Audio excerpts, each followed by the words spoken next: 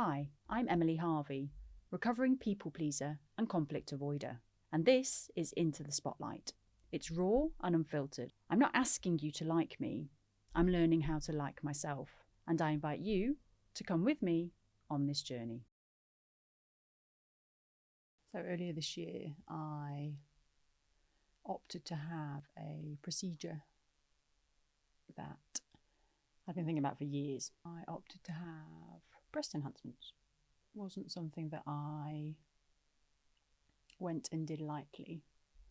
I've always been quite small and it's always felt out of proportion because I'm quite athletically built and tall. And it's just one of those areas I've always thought, I don't feel very ladylike. And I say out of proportion. And it's just one of those areas of your body that you can't improve the appearance in the gym. And after 2 breastfeeding babies, there was nothing left at all, which mentally just affected my self-esteem quite a lot. It's quite a taboo subject talking about this kind of thing out loud because everyone seems to have an opinion, and I think a couple of years ago I had an opinion of someone in a social group that had it done, and that was probably pretty scathing actually. I'd got a baby and I'd had to have an emergency C-section for them.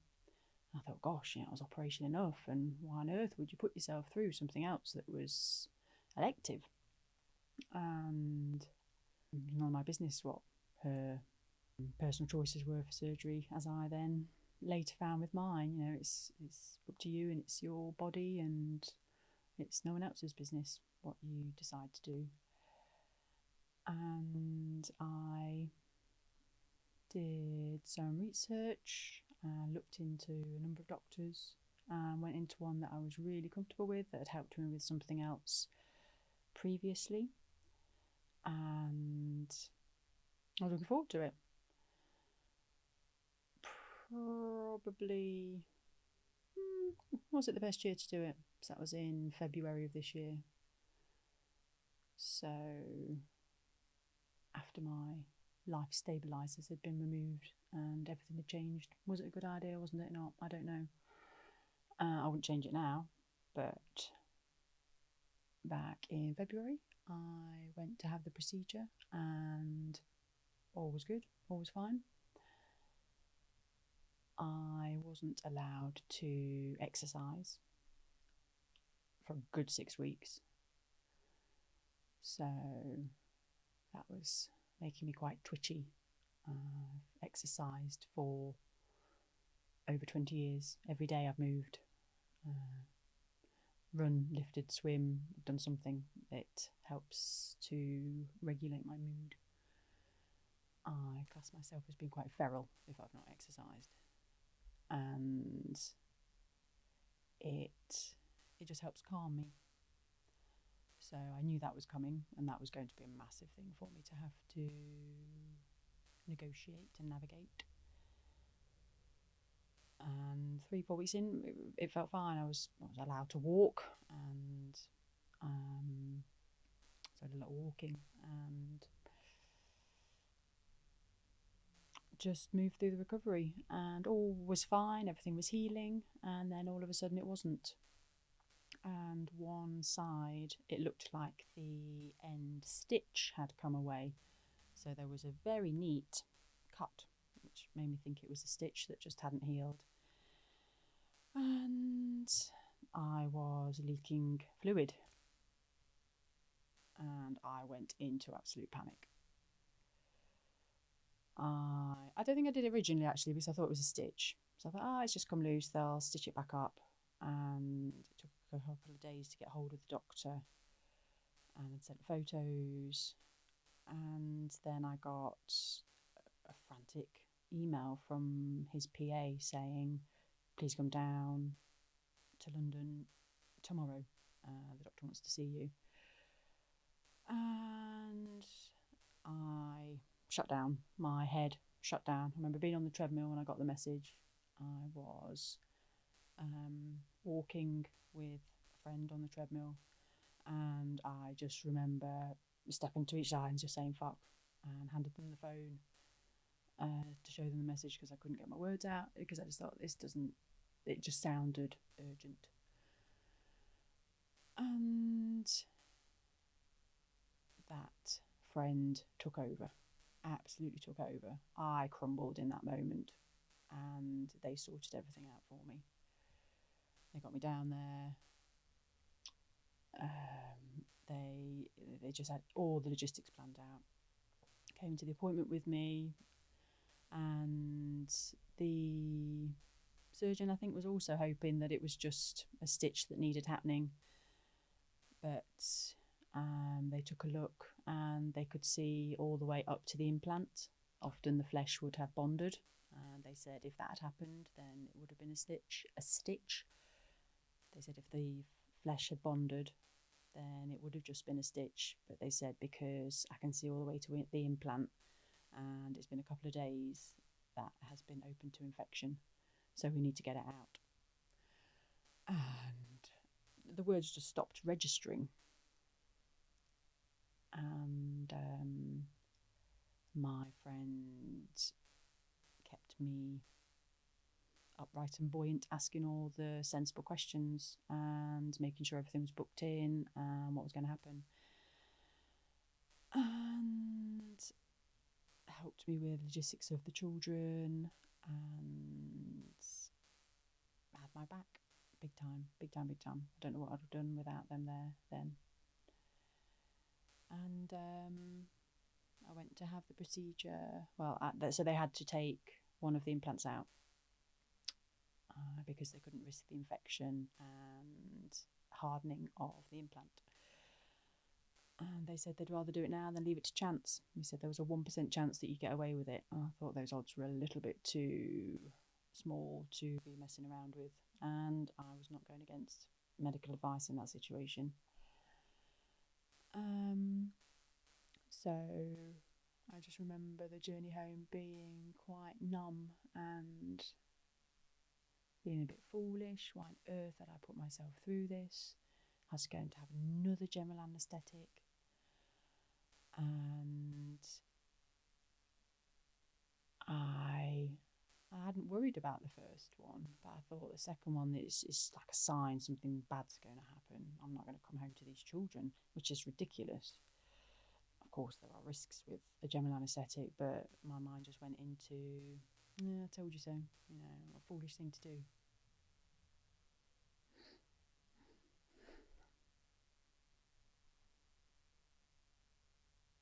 Karma.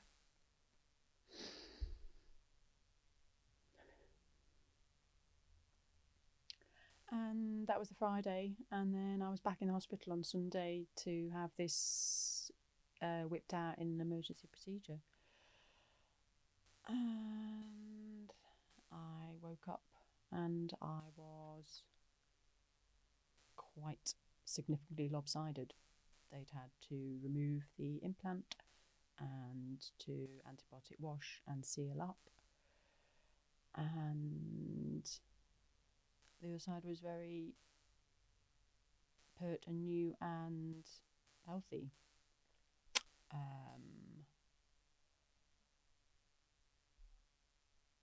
I feel very selfish talking about this thing because, like I say, it was elective, and some people might say that's serves you right. How vain of you to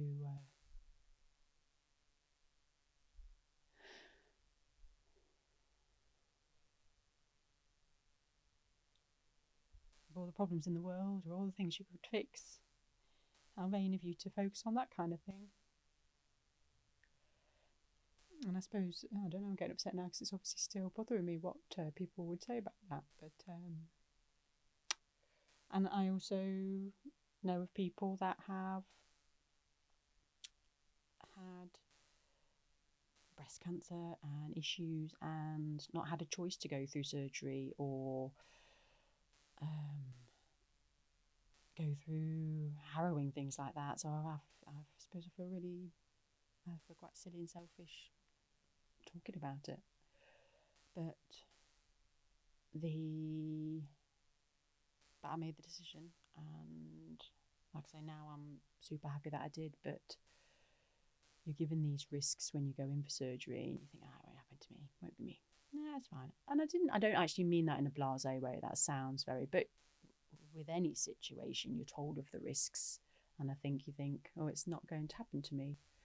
And like I say, it just, I don't know, in March when they told me, it just felt some form of karma for everything that was going on this year, and something else to just come and bite me. And I had the surgery. I went home the following day and had a very attractive drain in my pocket for 10 days, which made me feel like shit, absolute shit. I actually think that was I think back and think February was the month of crying, but this was not pretty. This was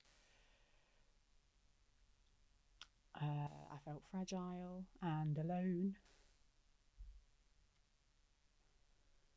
and foolish,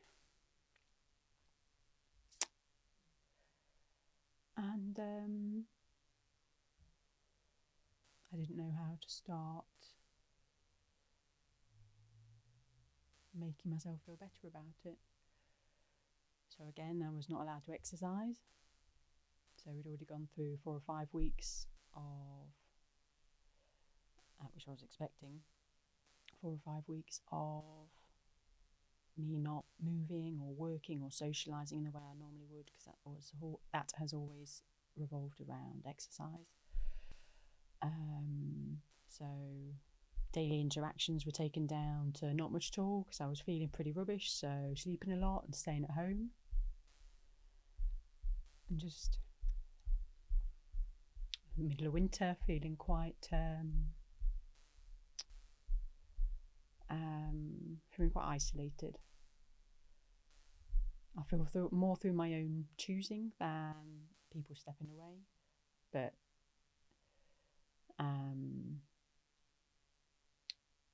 I still felt isolated.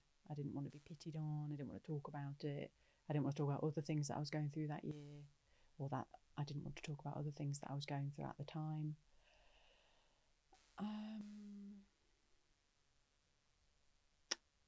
I was very lucky to still have the support of a few a really small, tight-knit group, and I can't imagine what it would have been like if they hadn't have been there.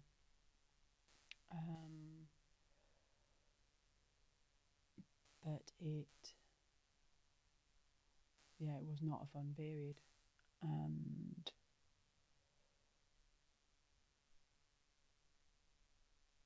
then it took, so I had to be another 6 weeks imbalanced and just about being able to get back to exercise.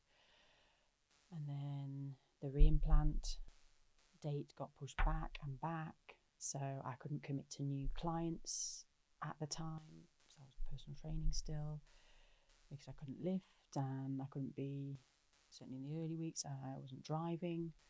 So just the spiral of not being able to get out of what had been caused, I just didn't know how to hook my hand over to pull myself up. And it just showed me what a large part of my life had been revolved around exercise, like I say, for work and for social and for self-esteem and for processing what I was going through, and how that had been taken away from me. remember speaking to a therapist at the time, and I was in a terrible state, and they said that, oh, what did he say?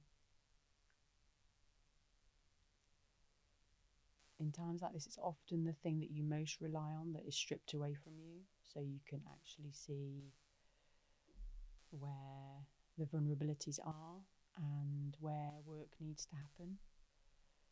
And I used to be so busy, I suppose, rushing about and training and PTing here, there, and everywhere, and meeting a friend for coffee and going for a walk here. And he said, it's your body's way and your mind's way. You have to slow down, and you've got to sit in that silence. And as uncomfortable as it is, you need to work through that, because you're still trying to run, even through a time that your body's telling you to stop.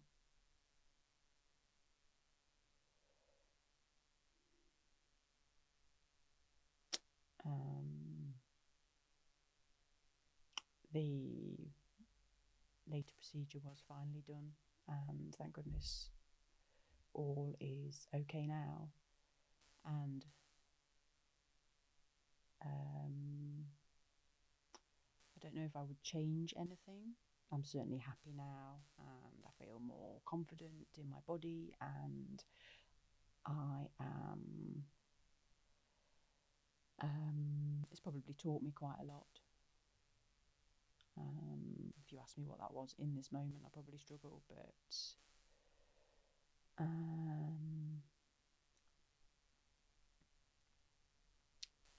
I don't regret now doing it. At the time, I thought, God, look, what have I done? Certainly when the re-implant date kept moving back and back, I thought, Christ, it's going to be a year before this is sorted out. And it really was affecting my mental health. It's like I say, every outlet, work and social, and my fitness was being affected.